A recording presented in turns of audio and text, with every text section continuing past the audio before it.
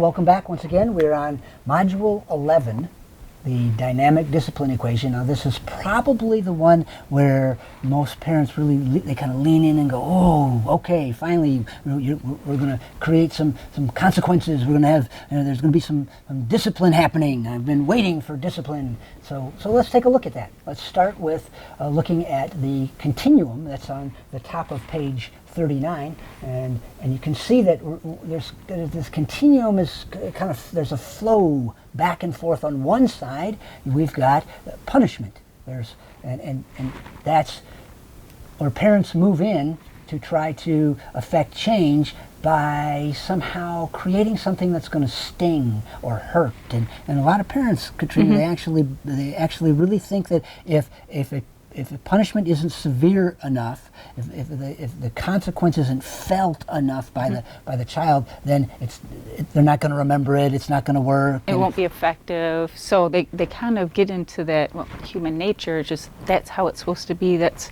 what happened to me when I grew up. So that's what we're doing. But outcomes. When I look at outcomes, I think that sounds and looks a little different. Yeah, it does. So there's the punishment on one end, and then just slide a little bit is discipline, and a lot of people are using discipline techniques and discipline strategies that are to affect change and to push the kids in the direction that we want them to go. That's sort of a misuse of the term discipline.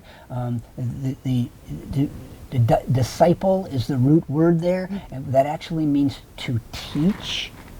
All right, a lot of people don't realize that, but it is. So that word is actually about teaching, and it's been distorted to where it's not really about teaching kids how to make different choices. It's really about I gotcha. Or we don't want it to go to the punishment side. We want it to go to consequence outcomes. So then there's the consequence side.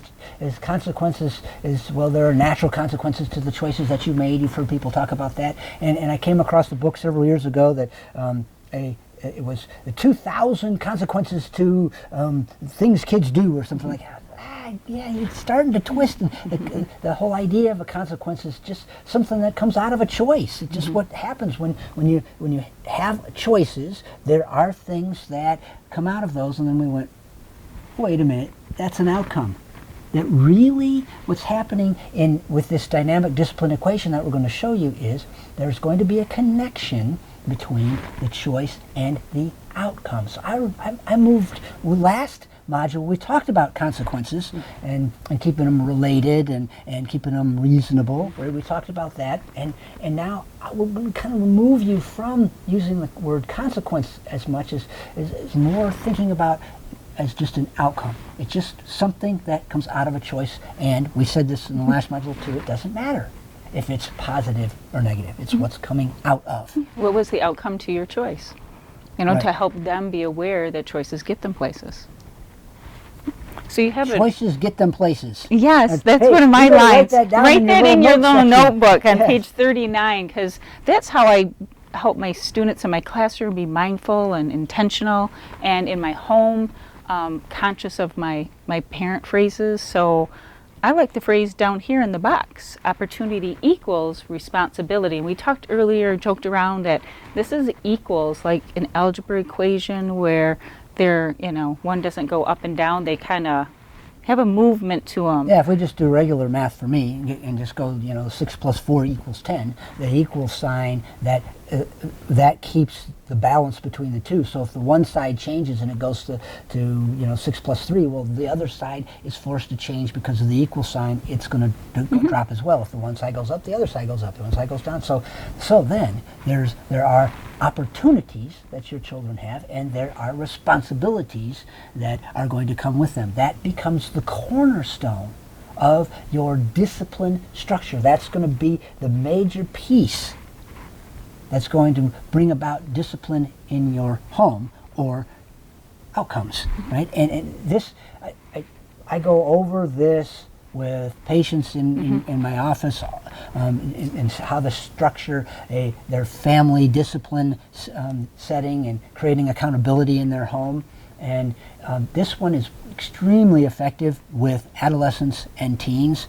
We might sometimes see 1-minute behavior modifier. That one tends to work a little bit better with the younger kids. This one tends to work a little bit better with the older ones, because they're really starting to grasp the concept that I have some control here. I have some say here. I have some input. Ooh, hey, I'm affecting the outcome in my life, and that's what we begin to see. So there are 4 steps to this. So and the first is, you've got to explain the opportunity to your children as much as possible, and the responsibility that comes with it. So as much as you can, you want to sit down with them and talk it through so that they understand it. So if it was about the cell phone, here's your opportunity to get a cell phone, and your responsibility with the cell phone would be that it has to be turned off at 9 o'clock at night, that the cell phone is not to be used at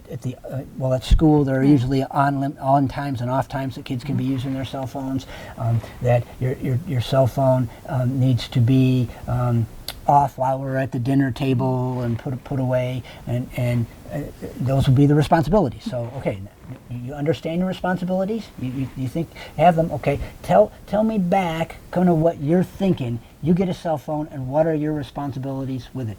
You got to check in with them. Check do they understand, right? So do they get it? Well, if you just say, so do you understand what I'm saying? They're going to say, yeah, because they want the cell phone. You say, no, put it back in your words. Tell me what your responsibility with the cell phone is going to be. Tell me 3 things that is a responsibility with your cell phone. That kind of guides that conversation. Yeah. So when you help them be aware and explain the opportunity, you need to allow them to choose the behavior and the outcome. So now they have their cell phone, and we're on step 2 here, and you've explained that. I want to go back and read the good example. The example that's there. Okay. Right? Ozzy, you have the opportunity to play with your brother. Okay, so this is a different one. It's not that concrete one again. It's your responsibility is to touch each other gently. If you choose to not do that, you're choosing to lose the opportunity to play with him. You will be deciding to play in your room for a while. Now, did you hear all those choose, pick, decide words in there? You'll be deciding this. You'll be choosing that. You'll be picking this. And woven in is opportunity and responsibility. We've used this one in our home when we got a kitten. And our little toddler is like banging the kitten on the head, and we're like, oh, touch the kitten gently. We have the opportunity to pet the kitten, but we need to be responsible and touch them gently. So this one happens a lot. You have the opportunity to have the kitten, and your responsibility is to choose to touch the kitty gently. And here's how, and let's practice it. And do you understand how to do that? Show me what gently looks like to you, and then you go through that. And then in step 2, when we get to step 2, now you have to allow them to pick. This is not about you making sure, well, I'm going to give you 2 choices, and one of them I want you to pick, and the other one I'm going to make really hard so you pick the one I want you to pick. No. This is setting it up that they have responsibilities with something, and then you let them make the choice from there to choose the behavior or the lack of any behavior, right? And then they would be also choosing the outcome. Right? And so that's step 2, is you're just going to sort of let it happen, not wishing or hoping it would be one way or another. Right? I can't hope that when my son borrows the car that he brings it back with more than a half a tank of gas. I can't care. It doesn't matter to me. It's not my outcome. I'm going to still be driving the car, but he may or may not be, depending on his choice and how he handles the gas. Right? So follow through immediately after the child's made a choice and they lower the opportunity. You're acknowledging and affirming the responsible behavior, and no second chance. So if they choose to bring the car back with less than a half a tank of gas, they lose the opportunity they've decided not to use the car the next time they asked. Right. Maybe tomorrow night. You got that in there. Yep. Right. So in step 3, this is where the action is you coming back to them now, and it reminds me of back in the 1-minute behavior modifier that I just mentioned a couple minutes ago. We had that power of 1. Remember us talking about that? When one of the power of 1 was move in right away. Don't let it slide 2 or 3 times before you move in. The average for parents was 9 times, and the average for educators is 3. Nope, you're moving in every time to do something about it. And this is the something we're encouraging you to do. Is Ozzy, remember, in our family, opportunity equals responsibility. I see that you are choosing not to touch your brother gently, and therefore choosing, there it is again, to alter the opportunity to play with him for now. You're choosing to alter the opportunity. Do you see? It sits in there. It looks like you have decided to play in your room for a while. It's that.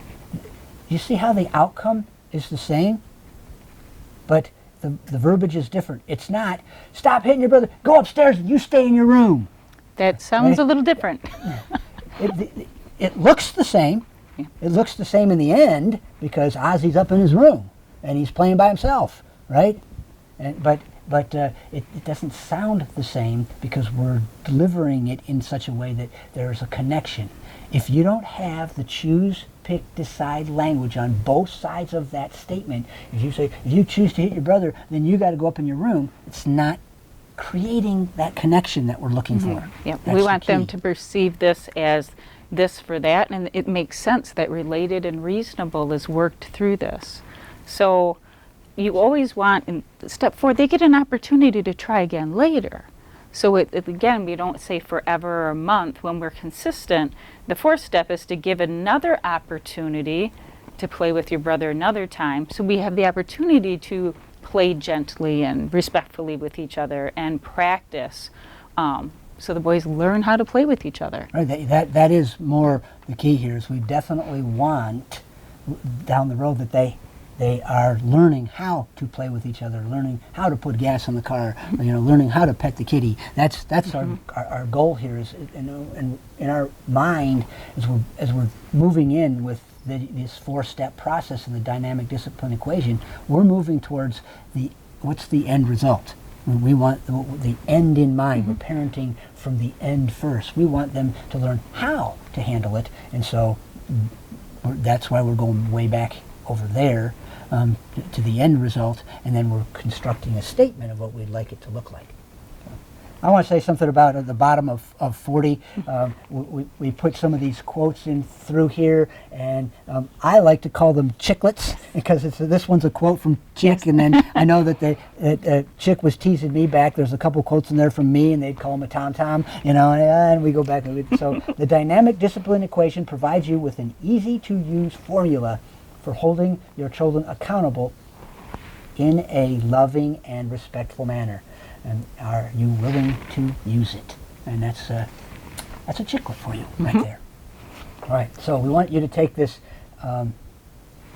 back now to your children, back to your family, how you're going to practice creating a dynamic discipline equation for what works. And so you're going to do the opportunity equals responsibility activity. That's on page 41. So you have to pick an opportunity with technology or playing with siblings and work through the 4 steps and write out your scenario and double check it. Is it reasonable? Is it related? Circle one of those and then go through with giving no second chance. And then when would be another opportunity? So you're going to work through all 4 steps on page 41. Email them to me.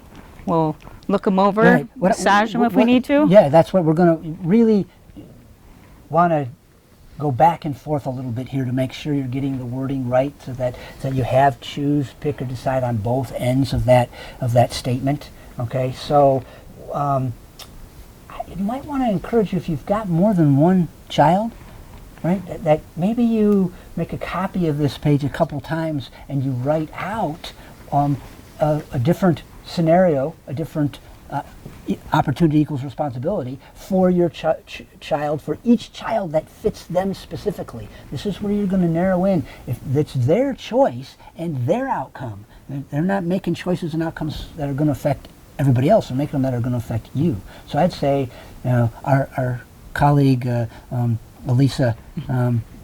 Lots of Zender, opportunity. She has 8 kids, and so I'd say, well, at least make 8 copies and do one for each child, because then you'll be a little bit more prepared for that time when it does happen. You will have the statement sort of figured out in your own mind to be able to move in and create a dynamic discipline equation that really just meets each particular child with opportunity equals responsibility. And then when you've emailed that Katrina, you've gone back and forth a little bit with it, maybe massaged it, maybe you're ready to move on to the next module, and that is module 12, and that's going to be the respectful implementation of consequences. And we did the reasonable related in the previous model, and now module, and now we're going to come back to it here. So have fun with the opportunity equals responsibility equation.